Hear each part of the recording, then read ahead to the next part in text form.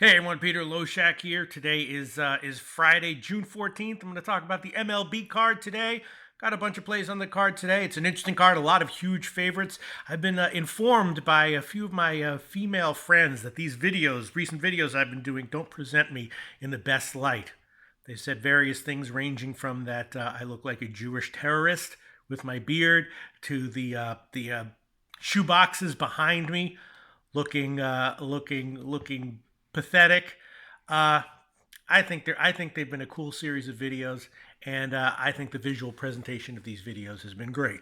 I think I look great. I think the background's great, and I think they've been going very well. But I do have to acknowledge that some of the feedback I've gotten from some of my female friends who are sensitive to those kinds of things, aren't into sports betting, but very sensitive to what looks good on camera, have not been too impressed with the recent videos that I've been doing. Anyway, all right, so it's an interesting card in MLB today. Hope you're all doing well. Hope you all have a good weekend. Maybe I'll make videos about the Saturday and Sunday games. Maybe I won't, not sure. But today is very interesting. Obviously, a lot of huge favorites on the card today. A couple of them I took, one of them staying away from. Boston and Baltimore, I did take that one.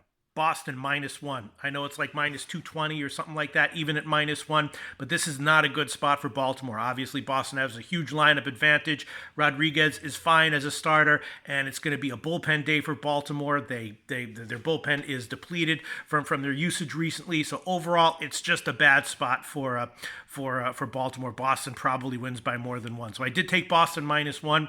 If Baltimore wins, I will be okay with eating 2 units of loss and change on that one. Other one I took, a big favorite, Minnesota -1 against KC. I did take Minnesota -1. I got a better line on the overnight line, closer to -200. Now it's up around -225. But I did take Minnesota -1 here. Keller is an interesting guy. Doesn't really get strikeouts, but doesn't give up home runs. But again, Minnesota should have a big lineup advantage here. Gibson got hit his last start. It's mostly just a big lineup advantage here that I read for Minnesota. So I took Minnesota -1. Again, it's gotten bet up about 20 cents since I took it on the overnight line. And if that one loses, I'll be okay with it as well. I don't think it will, but anything's possible, as we know in baseball. So Minnesota -1 I took. Boston -1 I took. Then the Houston game, I am going to stay away from. That is now obviously over -300 for the money line. Houston obviously is great, even with all their injuries, but they are still banged up. They do have a bunch of guys out. Toronto, in general, a relatively weak lineup, but they did score a bunch in their last 2 games. Cole is great, obviously. But the line, I think, at this point is just too high. If it was, -200, -220, maybe I'd take a shot with Houston -1 here. But again, their lineup is still, depleted relative to what it will be when all their big bats come back, when many of their big bats come back in about a month or so. Houston probably wins. They probably win by more than one. They've been great at home this year, of course, but at -320, it's just a little bit too high, and I stayed off that one. Other lines that I did hit the over 9 in Seattle, Oakland on the overnight line. I like that one, the over in that game. It's gotten bet up to 9.5, but I like the over in that one. Over 9 on the overnight line at -125. Again, that's gotten bet higher. Milwaukee, San Francisco is an interesting game. Pomerantz, of course, is coming off of a better start. He was struggling for a while. At the beginning of the year, I was high on Pomerantz, and he was doing well. His last start was better. Davies is a little bit iffy, so I like Milwaukee on the second half here at -135. I took it at.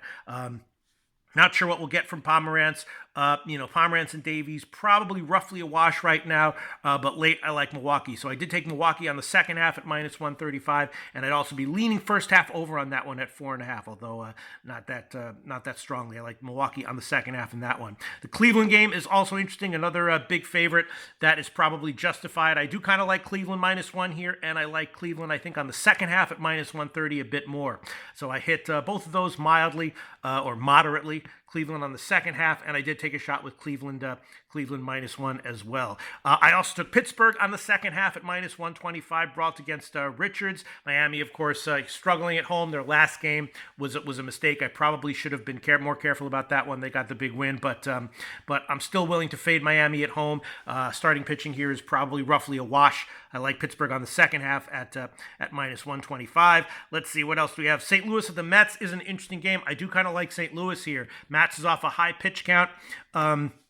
So I'm vaguely liking overs here, and I'm liking St. Louis. I took St. Louis on the overnight line. Actually didn't get that great of a line. I took St. Louis on the money line, like plus 105 or so. And I also like the first 5 over at 4.5, minus 120. I took that one, both those modest plays, but I like that one. St. Louis on the money line, and the Mets in the first 5 over at 4.5.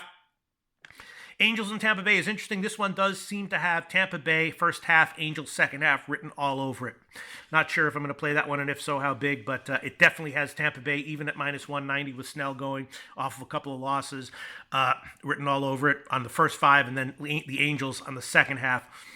Minus 105 written all over it, and I kind of like the second half over at 3, minus 120 on that one as well. Another game that has first half, second half written all over it is Yankees-White Sox. White Sox first half, Yankees second half. I did already bet both of those. The White Sox first 5 line has gotten bet up already significantly. I got it at a good line, like 115 or so. Now up into the 130s. Giolito obviously has found his groove and has turned it around. He was an auto fade at the beginning of his career, and now he's doing great. CC should be vulnerable, and then the second part of the game, the Yankees should have the advantage. So I did hit both of those. White Sox first half and Yankees second half. I hit both of those. And that's about it. Cubs-Dodgers is interesting. Hendricks has been great. Lifetime, though, he has not done well against the Dodgers or at Dodger Stadium. I'm kind of liking the Dodgers here to hit Hendricks. So I have leans to the over, and I have a lean to the first 5 over, and the Dodgers first 5 team total over just 1.5. Not sure how much I'm liking those. I'll probably look into that a little bit more later, but that's my thought on that game. Let me just make sure there's nothing I missed. Really, let me see. Make sure there's nothing I missed. Really, Texas-Cincinnati is interesting. Suspiciously low total. Lean to the over on that one, and the first 5 over at 5. Scherzer against Ray. I did take a shot with small shot with Washington as a huge favorite. I actually took a -1 on the overnight line, and I also took a small shot with Arizona on the first 5 team total under. Just expecting Scherzer to once again have a dominant start, and if he does, both of those should be decent plays. So I did take that one, Washington -1, and the Arizona first 5 team total under at 1.5. That's it. That's my take on the MLB card for today, Friday, June 14th.